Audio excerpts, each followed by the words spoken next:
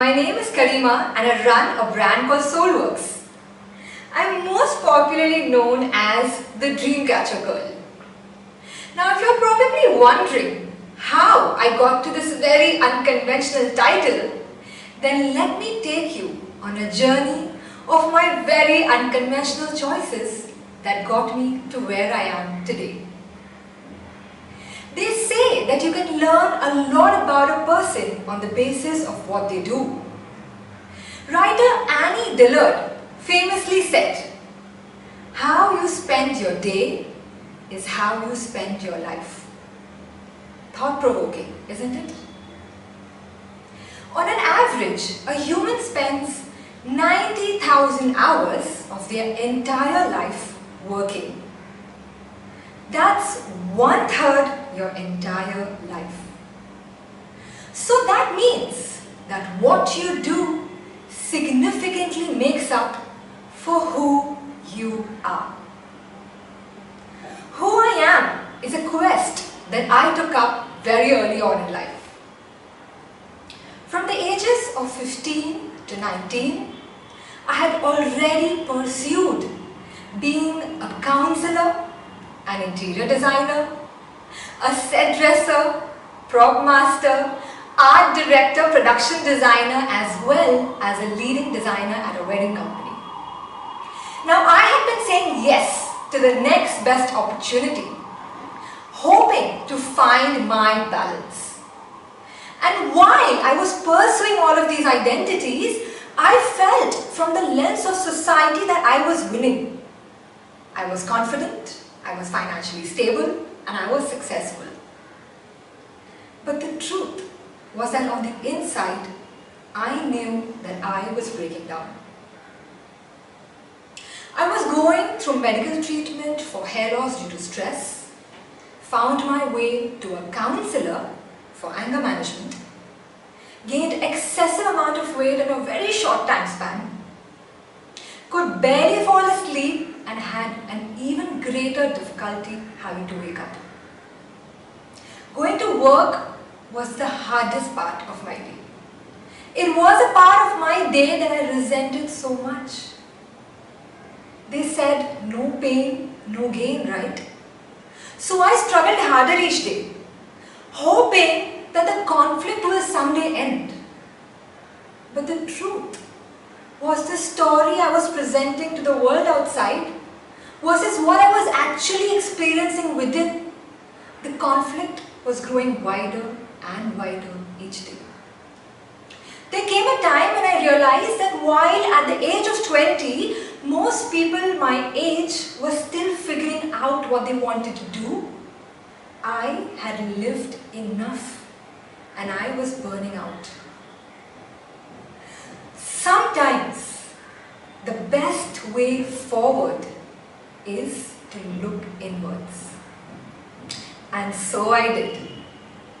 I found my way to a 10-day meditation camp. Silence, stillness, and lots of time for self-reflection. Unlearning is a process of releasing all old beliefs, ideas that you have learned over a period of time that are no longer helping you in any way. I had allowed myself to be full and foolish because I was too afraid to be empty and wise. My mind was full of beliefs, conditioning, ideas, judgments. I had believed that a hobby is all fun and a work is only a means to an end. That a hobby and a professional life are completely different and the two must not be interchanged. These beliefs I held as true, and I had been making all of my life's decisions on the basis of these beliefs.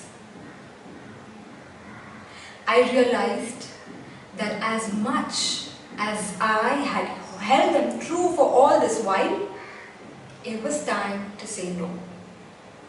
And for the first time, no, the word that usually is conceived as a negative word, as a word that is considered to be losing opportunities in life, for me, no was liberating. No meant that I knew everything that I did not want. I didn't know what I wanted next, but what I did know was I definitely did not want everything that was going on in my life. I knew that this was not making me happy. I knew that this was not going to give me the sense of balance that I truly wanted. And so, saying no became my first step to clarity. As I said no, it led me to the next most beautiful phase of my life. I call this the playtime. Now you usually see a child at play. Innocence, magic, curiosity and enthusiasm, knowing fully well that they don't know anything but they want to know everything. I wanted my life to be like that. I wanted to live a life where happiness was possible and that I was able to live that on a daily basis. And so, I went on a journey. I went around to travel, meet amazing artists, go to meditation retreats and yoga camps, study cultures and cultural art forms, and thus led to the inspiration of my next line of artwork. I was able to create not only paintings, sculptures and artifacts, but tiny temples and of course plenty of dream catchers. Now you see, I had been playing all along and I wanted to continue the play. So I was not following conventional ways of how a native dream catcher is authentically made. I wanted to play with beautiful cultural art forms and fuse them into one to make something of my own. And so I did. So I fused a tree of life, a yin-yang, an evil eye, a hamsa, all very dynamic cultural art forms into one. And thus, I was popularly then called as the Dreamcatcher Girl. I've realized over the years that when you enjoy a game that you play, that you want to experience the game longer and better. And as you do so, you are bound to excel at that game. And as you excel at that game, identities and opportunities naturally find their way to you. Over 8 years, Soulworks has grown into not only a successful brand, but a brand that has employed over 40 team players. Most of them are women coming from communities where resources are scarce. And that brings a sense of purpose in what we do. I've realized that a sense of purpose is what keeps everything together. That's what I use to keep the brand alive and let it go in. As most people pursue identities, hoping to find the experience, I instead chose the experience and the identity simply came along. Being the Times of India Women Entrepreneur of the Year award wasn't something that I ever saw coming, but it came as a recognition to the excellence at my craft. I often hear people say that it's okay if this part of my life doesn't make me happy, that it's okay, I can compromise at work.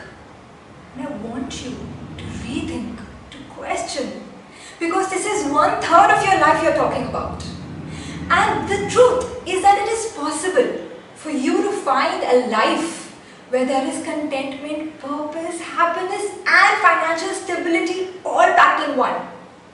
The truth is that the only person holding you back is you. So I urge you to unlearn from all of these beliefs that are holding you back. I urge you to play with the possibilities of everything your life can truly be. to know that as long as you're playing, you're only winning.